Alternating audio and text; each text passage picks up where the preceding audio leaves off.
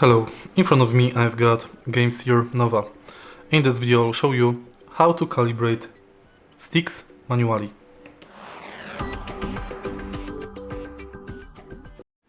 With the controller powered on, long press minus plus and home button for 2 seconds. Now rotate left and right stick fully in both directions 3 times.